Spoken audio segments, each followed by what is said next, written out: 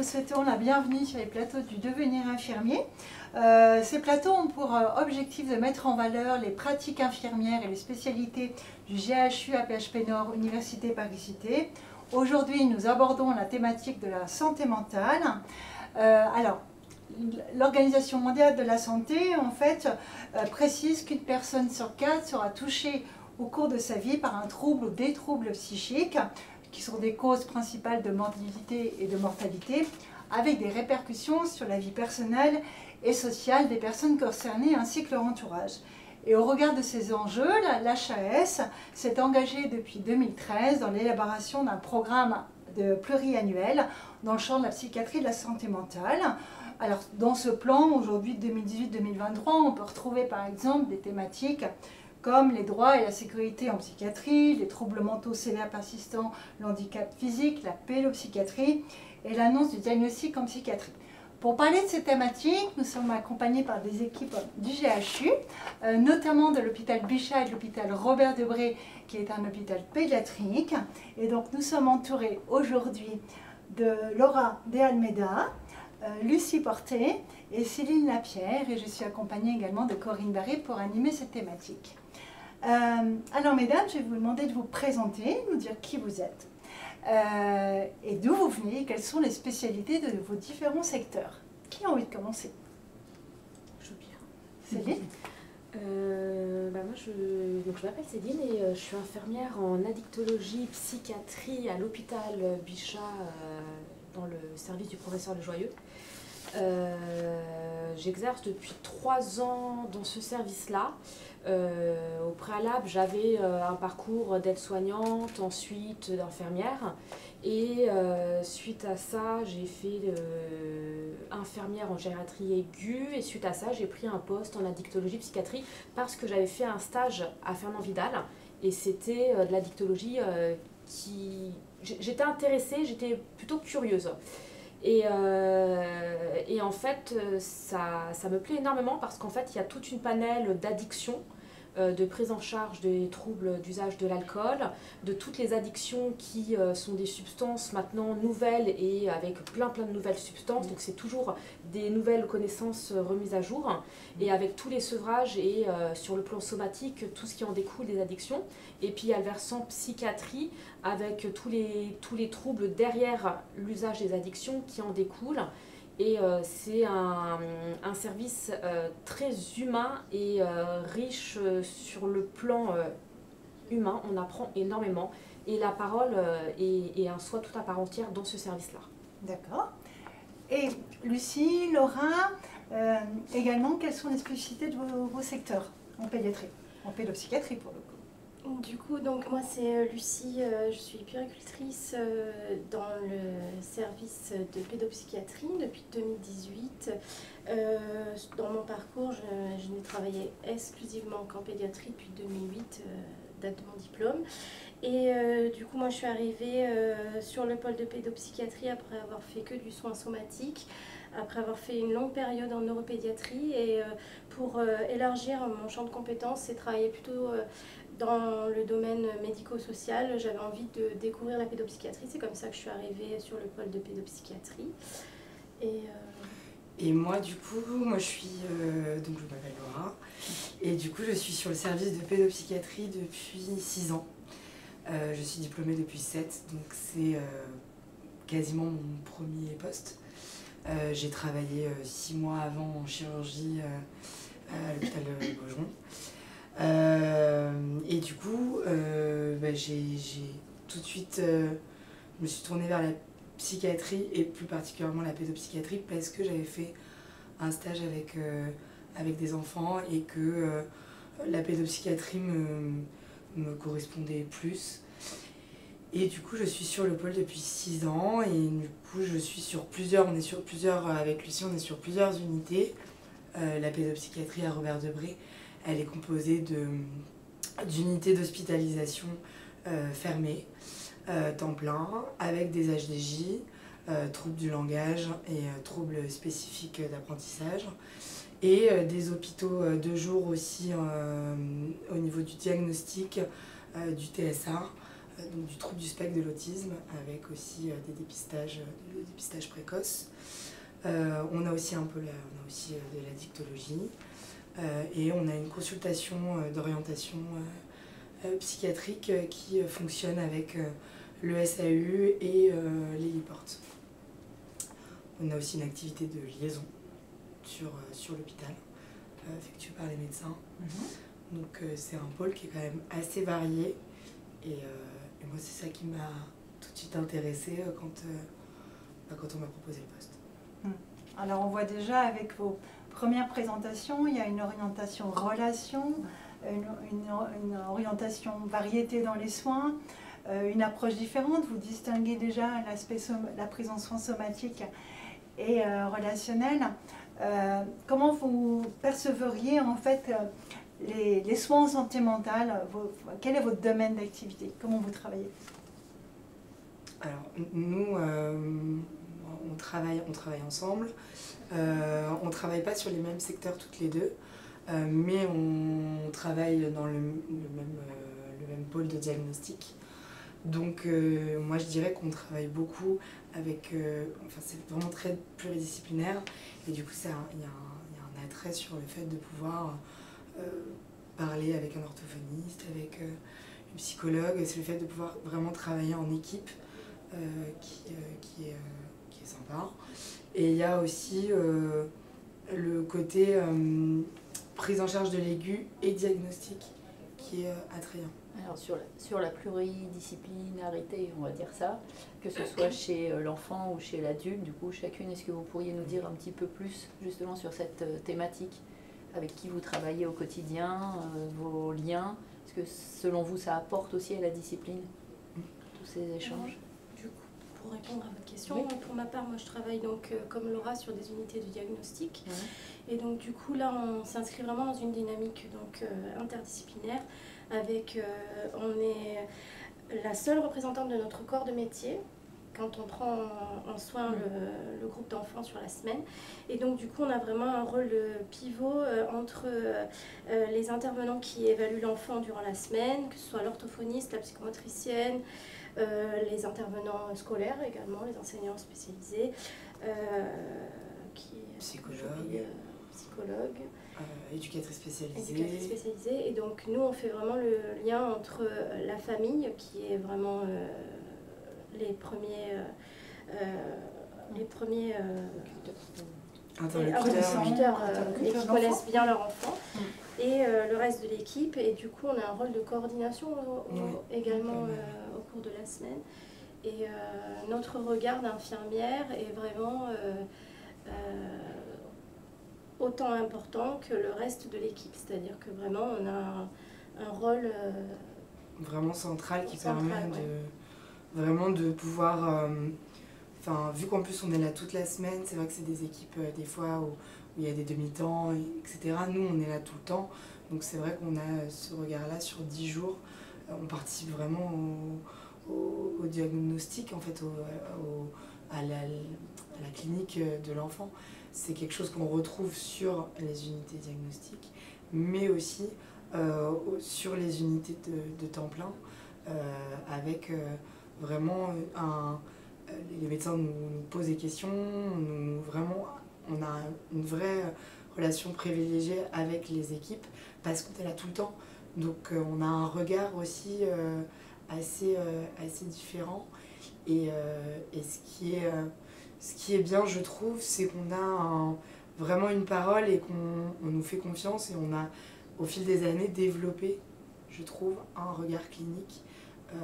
Une compétence et qui est prise en compte, du coup, une vraie compétence qui tous les jours peut être utilisée.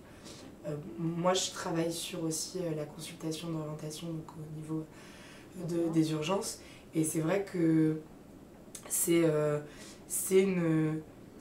aussi un travail qui est intéressant de pouvoir sortir de la pédopsychiatrie et donner des avis. C'est déjà gratifiant aussi de faire partie d'une équipe qui et ça fonctionne. Du coup, ça fonctionne aussi bien sur de l'aigu que sur du chronique. L'enfant qui est suivi au long cours ou l'enfant qui arrive en urgence et sur quoi Il faut aussi prendre en compte la décision. C'est la même chose, Céline, aussi, sur ce regard chez l'adulte, la reconnaissance en fait de l'observation clinique infirmière. Alors effectivement, la parole est... alors nous, on est plutôt sur du gros sevrage, donc avec tous les syndromes de sevrage pendant les 3 à 5 premiers jours.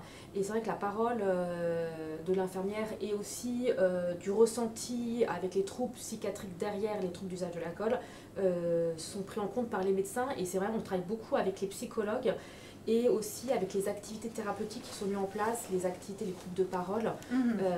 Et il y a beaucoup d'échanges entre médecins, psychologues, psychiatres, assistantes sociales, parce qu'il y a un gros problème social aussi derrière. Ouais. Et le métier d'infirmière et un lien dans toute cette équipe pluridisciplinaire, c'est important. Alors justement, allons dans le cœur du sujet, c'est quoi être infirmière en psychiatrie par exemple? Alors, moi, je suis dans alors peut-être que ça peut faire peur, mais je suis dans un service libre.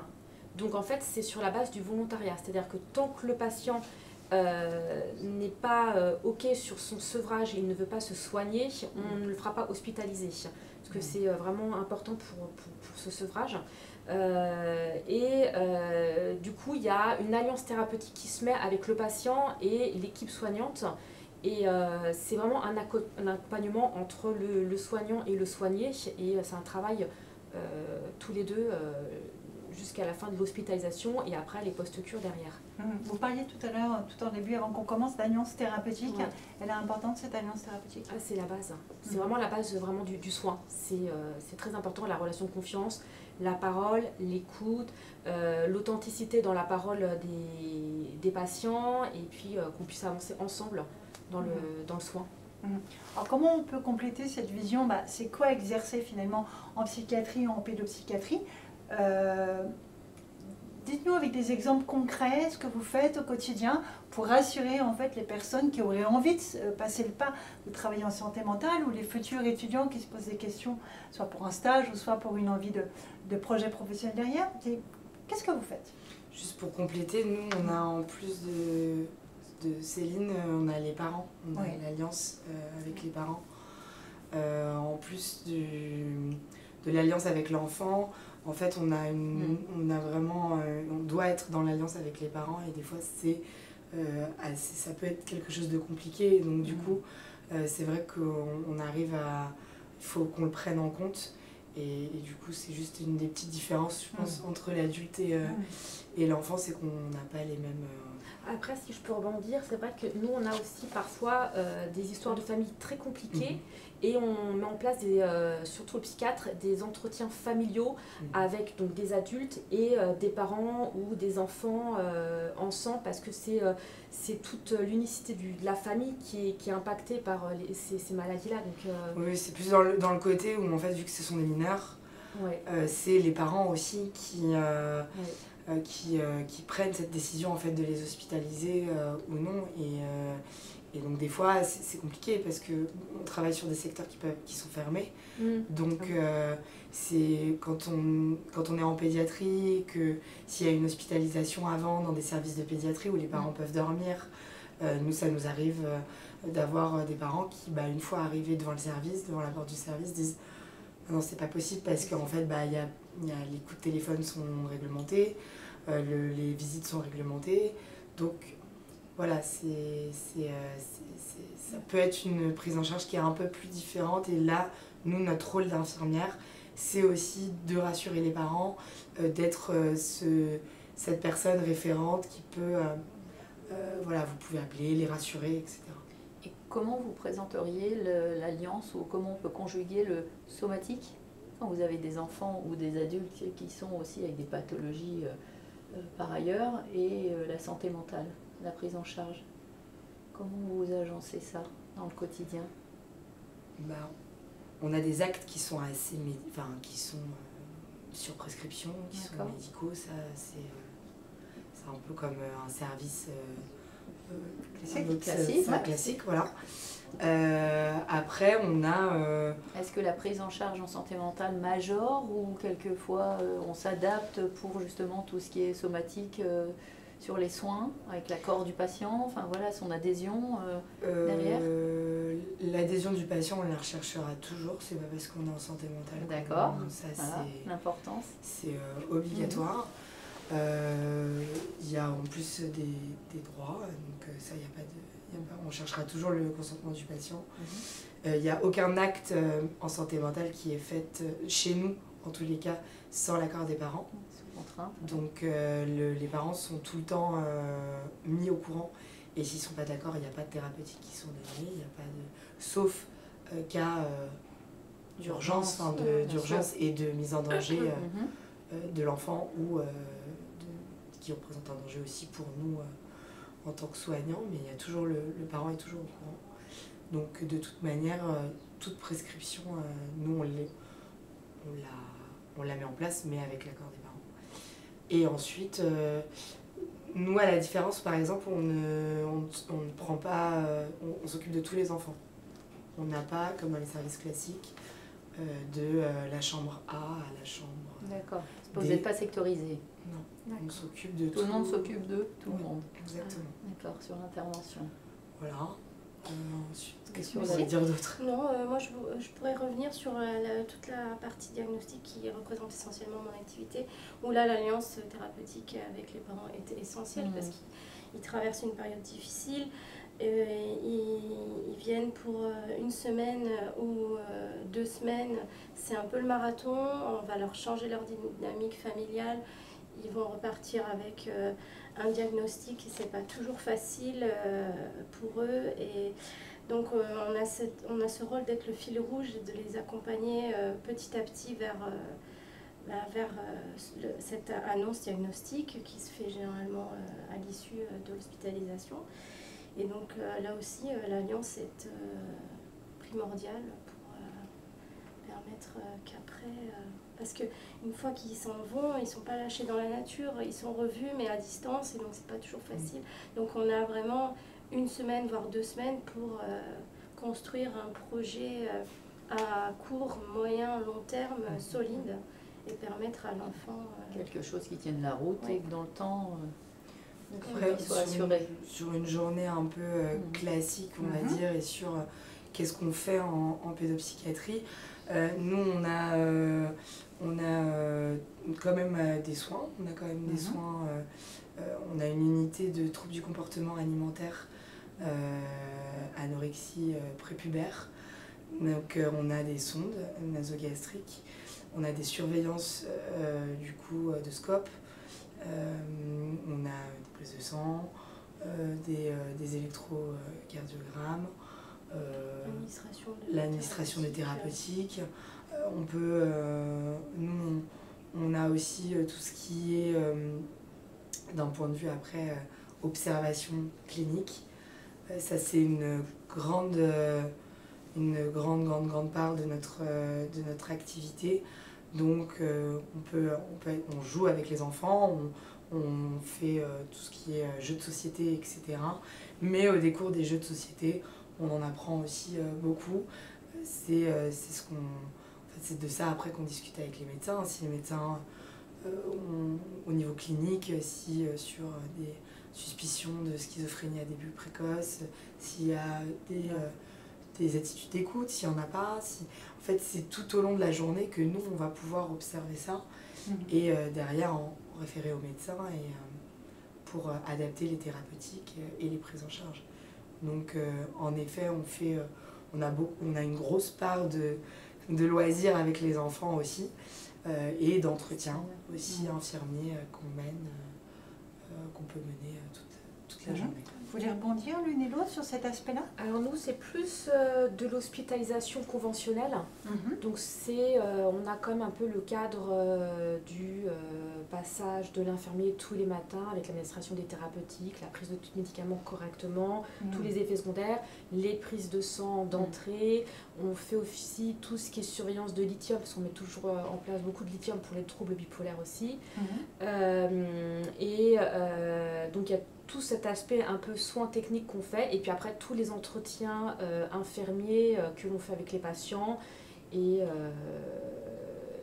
tout au long de la journée, parce qu'on a des horaires de 7h36, Voilà, c'est ce qu'on fait.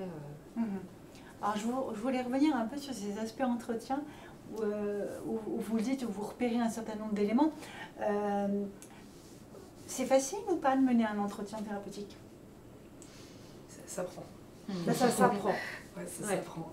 Et puis il y a des techniques de reformulation, des temps de pause à avoir bien définis. Et on est aidé, nous on est aidé avec le psychiatre, le psychologue quand on a des difficultés.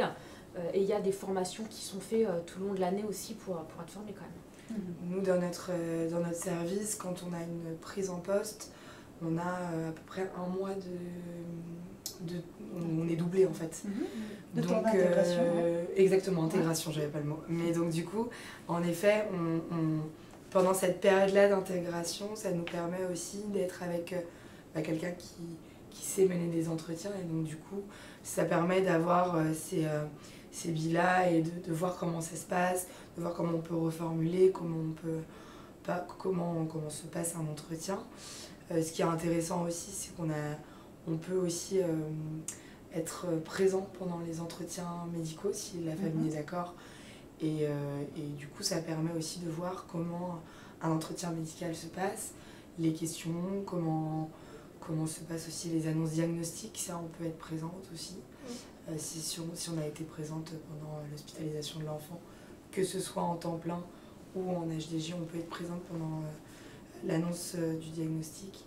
Donc c'est des petits éléments qui permettent d'avoir aussi une idée de comment construire son entretien. Et puis après, un jour, il faut se lancer. Et puis des fois, on n'a pas vraiment le choix, l'enfant va pas bien, donc du coup, notre patient va pas bien, donc il faut y aller, quoi. C'est la même chose, Lucie, Ouais, j'allais dire, au-delà des entretiens thérapeutiques un peu formels, tout ça, il y a tout ce qu'on peut mettre en place dans nos unités d'hospitalisation, c'est-à-dire les ateliers thérapeutiques. Donc on a un atelier cuisine par exemple, ou le sport adapté. Moi, en transversal de mes activités sur les hôpitaux de jour, je fais un petit peu de couture avec les jeunes filles et les jeunes garçons, s'il y en a sur... Ce n'est pas jouré en tous les cas. de l'unité 5 et du coup avec ce public qui ont des troubles du comportement alimentaire. Et c'est vrai que durant des temps dits informels, ça nous permet, nous, avec notre regard infirmier, de voir plein de choses. Et du coup, avec un vecteur ludique, on peut du coup apprendre beaucoup de choses sur les enfants et quelque chose qui pourrait paraître simple pour une personne, c'est-à-dire rester assise sur une chaise face à une machine à coudre, et bien c'est pas forcément si simple que ça pour une enfant avec des troubles du comportement alimentaire. Du coup, par ce biais-là, ça nous permet aussi de faire beaucoup d'observations. En fait, on a beaucoup d'objectifs, on se fixe des objectifs. Je pense que ça fait partie du projet de soins et donc dans nos projets de soins, on a des objectifs. Après, il y a aussi, on doit les mêler avec les pathologies, mais c'est vrai que on fonctionne beaucoup comme ça avec des objectifs et où on veut aller avec ces enfants-là, quoi. Céline, vous voulez rajouter quelque chose? Non, nous c'est un peu le même système. Alors nous on dégage du temps plutôt le week-end parce que la semaine c'est vrai qu'on n'a pas forcément le temps de dégager ces moments-là, mais on fait des activités aussi thérapeutiques par le jeu de société et on voit les patients différemment et là c'est là aussi qu'on peut aussi créer ce climat de confiance et tout de suite accrocher avec le patient et là on observe vraiment le comportement et on voit il nous révèle beaucoup de choses. Ces patients-là nous révèlent beaucoup de choses, donc c'est vraiment enrichissant. Alors, là, au travers de tout ce que vous nous racontez tout à l'heure, on sent que vous êtes animé et que vous aimez ce que vous faites au quotidien. 2-3 qualités, qu'est-ce qui vous décrit? Comment vous pourriez vous présenter au travers de 2-3 mots, là, chacune qui fait que vous y restez, que vous y revenez le matin, le soir, enfin voilà, avec envie? Déjà, je trouve... moi, ça fait 6 ans, donc ça commence à faire un petit peu. Et donc, du coup, on se pose la question si on va ailleurs, si on va pas ailleurs. Et en vrai, je trouve qu'il y a une vraie dynamique dans le service de pédopsie que j'ai pas entendu avoir ou vu ailleurs, même pendant ma formation infirmière. Alors, cette dynamique, c'est quoi? Qui s'explique par quoi, Je voilà. trouve qu'il y a une réelle entente dans l'équipe, entre que ce soit médecins, infirmières, encadrement, les rééducateurs, le service les psychologues, etc. Je trouve qu'il y a vraiment on travaille tous ensemble, donc ça fait c'est peut-être très beau dit comme ça, mais c'est réel. On sait que chacun a son travail et ses compétences, et en fait on est capable de se dire bah là toi je sais que ça tu sais le faire, donc bah, je peux te demander ton aide, et Le plus vraiment de chacun va être mis en avant et en exactement valeur et pris en compte aussi. Et c'est D'accord. c'est une réalité, on nous l'a dit, notre encadrement nous le dit aussi, qu'on a une capacité d'accueil, une très bonne capacité d'accueil qui fait que ce soit les étudiants ou les patients sont contents. Lucie? Moi, je dirais que c'est comme le pôle de pédopsychiatrie de Robert Debré est vraiment très complet, c'est-à-dire que c'est vraiment l'hôpital dans l'hôpital. Et donc moi, au bout de 5 ans, j'en ai toujours pas fait le tour. Et c'est vrai que la dynamique d'équipe fait qu'elle est en perpétuel renouvellement sur le plan même des connaissances. Parce qu'on a une équipe de médecins vraiment dynamique qui présente chaque semaine des choses très intéressantes. Il y a aussi le site Clepsy qui regroupe des fiches pratiques, pratiques pour la famille, les parents, les professionnels. pour les parents, les professionnels. Donc, et puis ce qui fait que moi je reste personnellement, c'est que on a, au-delà de notre corps de métier initial, on a aussi beaucoup de missions transversales. Et du coup, c'est très enrichissant au quotidien. Et, vous pourriez nous donner quelques exemples aussi? Par exemple, la sollicitation pour le site Clepsy, par exemple, les ateliers thérapeutiques. Nous, on a participé au réseau RMEF, le réseau Mère Enfant de francophonie.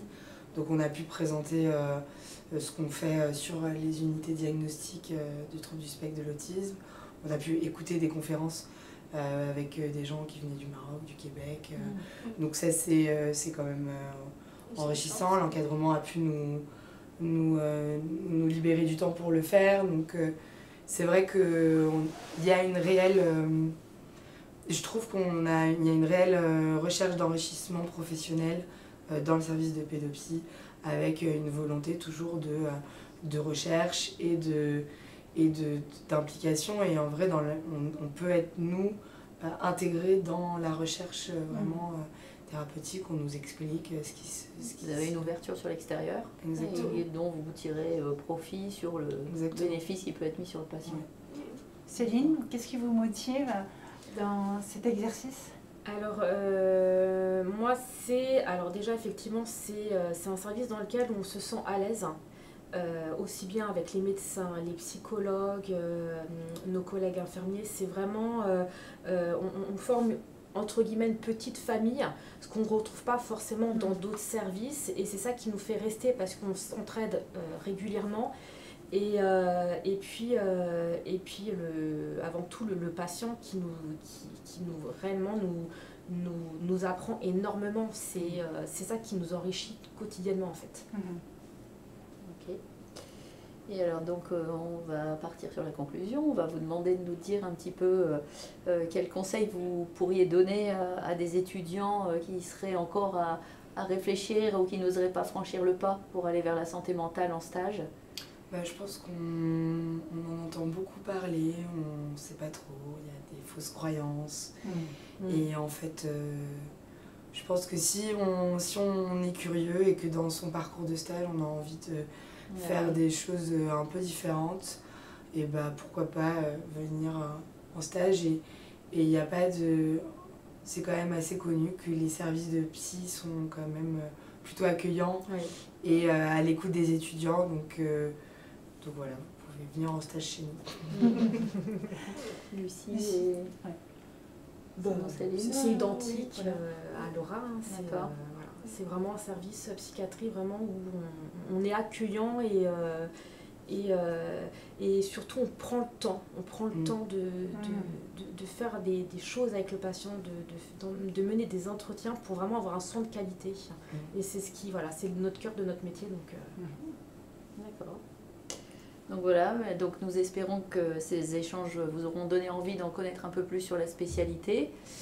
Cet entretien a été mené sous l'égide donc de nos services DRH, DSAP, services de communication respectifs, hein, différents sites, et les devenir infirmiers. Donc c'est un projet porté par les différents secteurs que je viens d'évoquer. Et voilà, nous nous retrouvons pour une prochaine étape et un autre sujet.